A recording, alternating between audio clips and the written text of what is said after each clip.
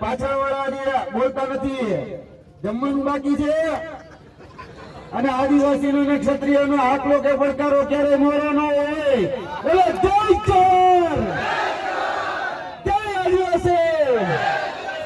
એમ અરે વડે નહીં દુનિયામાં કઈ ગેંગે કે બેફે કરવાથી, વડે નહીં દુનિયામાં કઈ ગેંગે કે બેફે કરવાથી ઘડી શણગાર મર્દોનો સજી લ્યો તો મજા છે.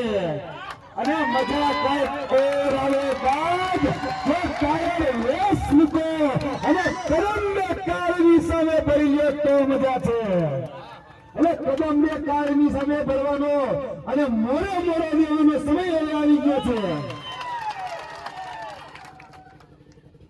અમારામાં હમણાં ભાઈશ્રીએ જે વાત કરી બાપુ સાહેબે કે જય ભવાનીનો નારો એ ખૂબ ફેમસ કે જય ભવાની ભાજપ જવાની. એની સાથે સાથે આજે હું તમને બીજો નારો આપીને જાઉં છું. આ દિવાળીનું પાવન પર્વ ગયું ને, એટલે હવે પછીની જે દિવાળી આવે ને એ ભાજપની છેલ્લી દિવાળી હોવી જોઈએ. એટલે આજ દિવાળી કાલ દિવાળી, આજ દિવાળી કાલ દિવાળી, આજ દિવાળી કાલ દિવાળી. શા માટે છેલ્લી દિવાળી?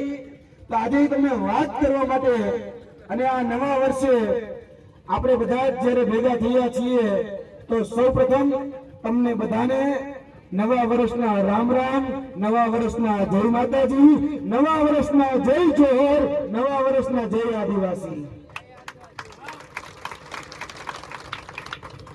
વર્તમાન ગુજરાત જોડો યાત્રા અંતર્ગત અને નવા વર્ષના સ્નેહ મિલનમાં જ્યારે આપણે બધા ભેગા થયા છીએ ત્યારે એક વાત તમારા માટે મૂકવા માટે તમારી પાસે આજે અહીંયા આવવું પડ્યું છે. એનું એક મુખ્ય કારણ છે, થોડા દિવસ પહેલા તમે બધા જ જાણો છો કે હમણાં મંત્રીમંડળનું વિસ્તરણ કરવામાં આવ્યું, નવું મંત્રીમંડળ બનાવવામાં આવ્યું. બધાને ખ્યાલ છે ને? હવે ઈ મંત્રીમંડળમાં આદિવાસી સમાજના કેટલા મંત્રી બન્યા? પંચમહાલમાંથી કેટલા બન્યા? ચલો ઈ કયો. છોટાઉદેપુર માંથી કેટલા બન્યા? અને જે બન્યા ઈ ક્યાં બન્યા ખબર છે? રાજ્ય કક્ષાના. આપણા કેબિનેટ કક્ષાના મંત્રીઓ હતા.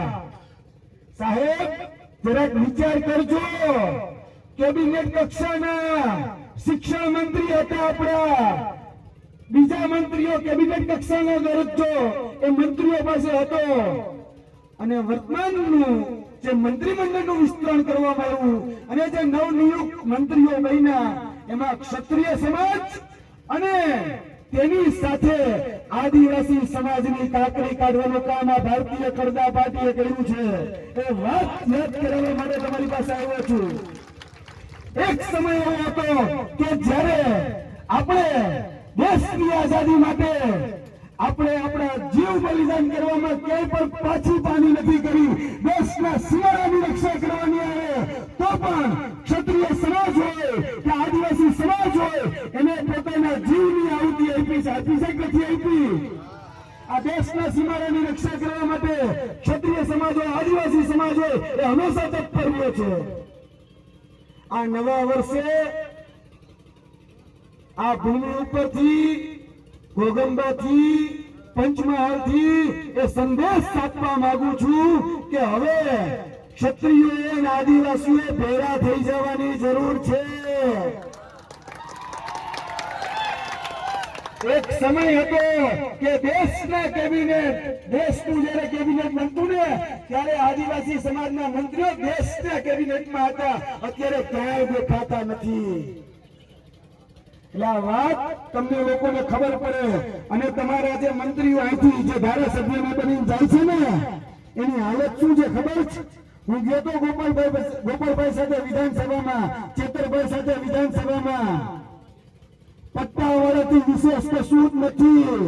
ઓલા બેઠા હોય ને ખુરશી ઉપર એમ કે આંગળી ઊંચી કરો અને બધા આંગળી ઊંચી કરે, બધા કે બેસી જાઓ. એટલે બેસી જાય એટલે તમારા વિસ્તારના ધારાસભ્ય જે છે ને એ પટ્ટાવાળાથી વિશેષ નથી, એ હકીકત છે.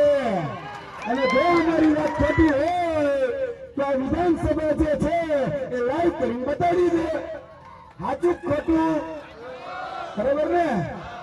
એક સમય હતો આ આદિવાસી સમાજ, આ ક્ષત્રિય સમાજ, આ બ્રહ્મ સમાજ, આ આહિર સમાજ, આપણે બધાએ આ લોકશાહી લાવવા માટે અંગ્રેજો સામે બાદ ભરી હતી.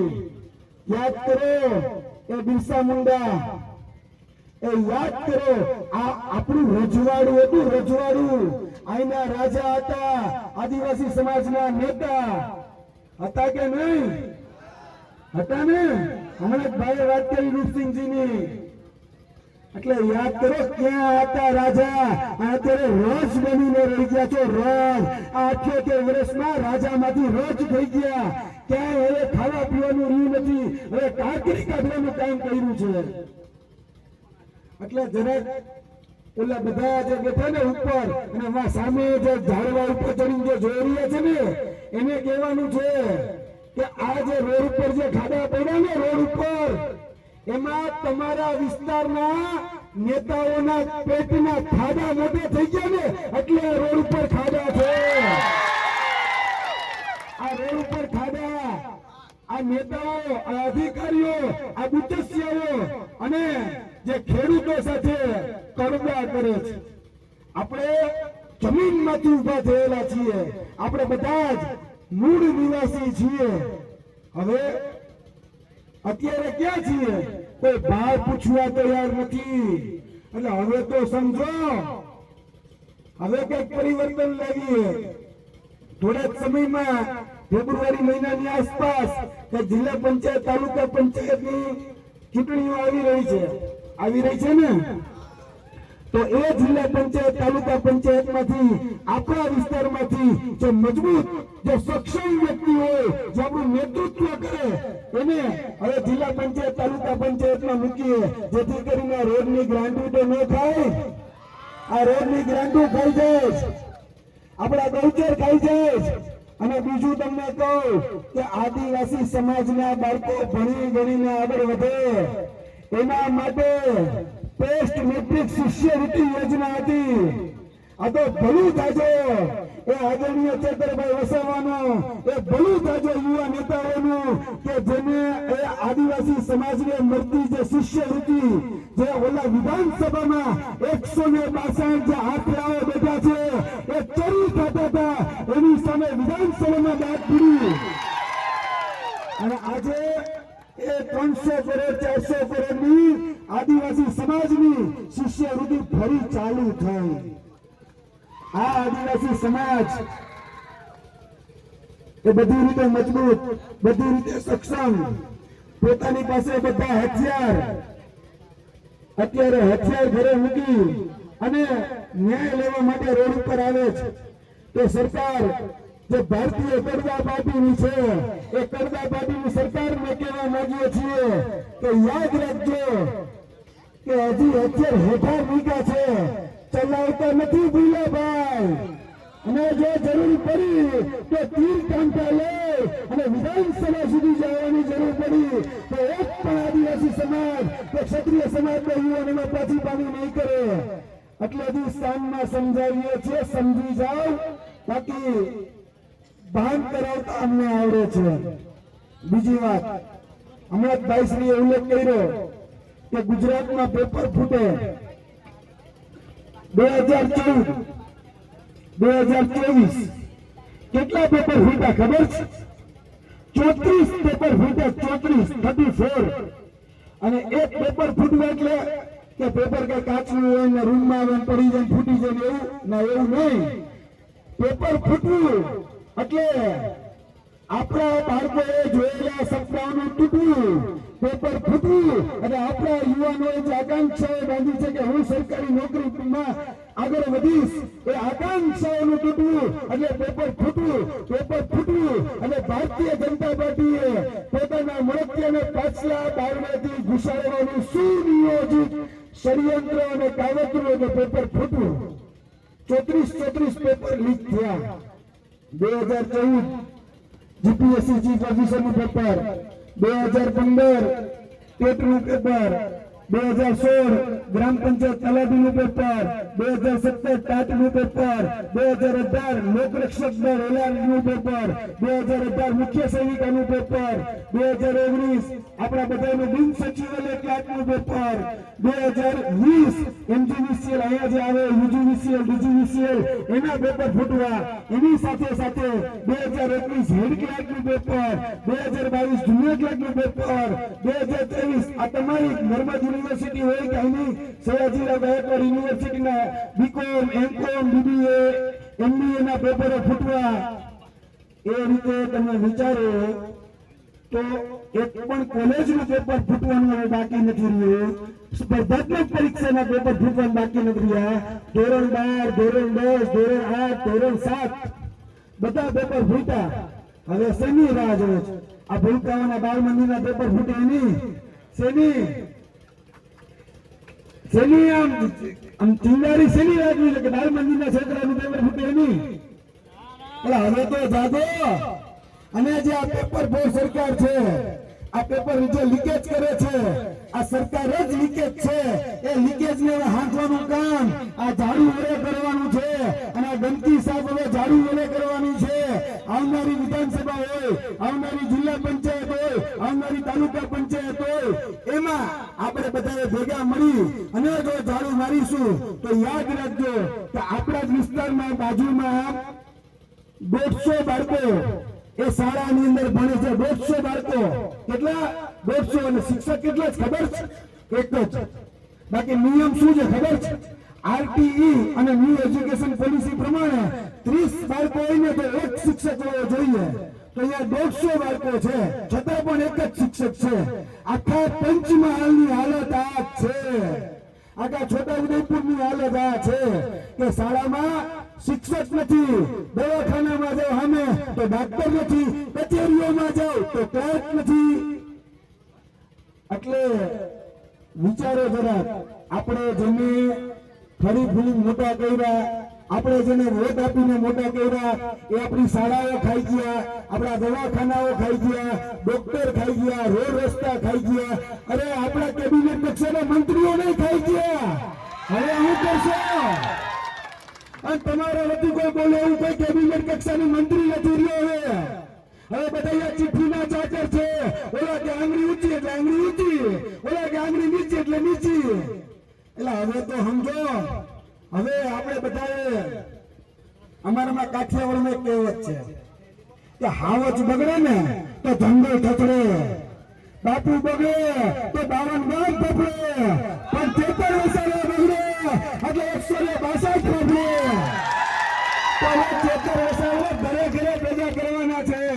અને ઘરે ઘરેથી બધા 73 વસાવાને ઘરે ઘરેથી 73 વસાવા બનીને આપણે બધા વિધાનસભા હોય, તાલુકા પંચાયત હોય, જિલ્લા પંચાયત હોય, એ બધી જ જગ્યાએ 73 વસાવાને બેહાડવાના છે.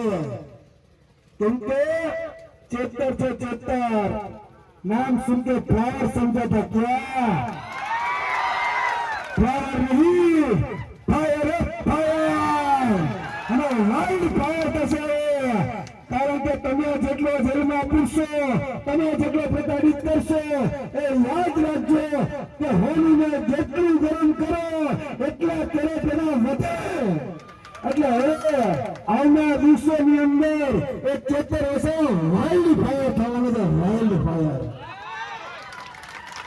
એટલે 73 વર્ષોના આપણે હાથ મજબૂત કરવાના છે, પગ મજબૂત કરવાના છે. આ વિસ્તારમાં આપણા જે આગેવાનો છે, આ સ્ટેજ ઉપર જે બધા આગેવાનો છે, એની સાથે ખભોથી ખભો મિલાવીને ચાલવાનું છે. અને આ ભારતીય જનતા પાર્ટીને પૂરા આદિવાસી વિસ્તારમાંથી સાફ કરી નાખવાની છે. કરી નાખશો ને? પાકું ને? કારણ કે હવે કઈ વળતું નથી. મેં તમને કીધું એમ કે રાજામાંથી રોજ બની ગયા ભાઈ, રાજામાંથી રંગ બની ગયા. હવે તમે રાજા નથી અને અમે રાજા નથી. બાકી 512 દેશી રજવાડા હતા. કેટલા? 562. આ ગુજરાતમાં 360 હતા, સૌરાષ્ટ્રમાં 250 હતા, 250 ઉપર. હવે એકે રજવાડું રહ્યું નથી. એટલે રાજામાંથી રંગ બની ગયા 78 વર્ષમાં હતું એ બધું જતું રહ્યું. કારણ કે ભારતીય કરદા પાર્ટી આપણા કરદા જ કર્યા. હવે ભારતીય કરદા પાર્ટીના ગરદા એને ચાલુ કરવાના છે અને આ વિસ્તારમાંથી ભારતીય કરદા પાર્ટીને ગરદા મારવાનું ચાલુ કરો. હવે ખડાવણ કાઢવા છે ને, પાકું ને? તો વાંધો નહીં, હજી 5 મિનિટ મારે લેવાની છે. ચેતરભાઈ થોડાક દૂર છે, પરંતુ આ વિસ્તાર જેને હંમેશા આ દેશની દિશા આપવાનું કામ કર્યું છે. આ દેશમાં જ્યારે જ્યારે પણ આંદોલન કરવાની વાત આવે, આ દેશની અંદર જ્યારે જ્યારે પરિવર્તનની વાત આવે, આ દેશની અંદર કે જ્યારે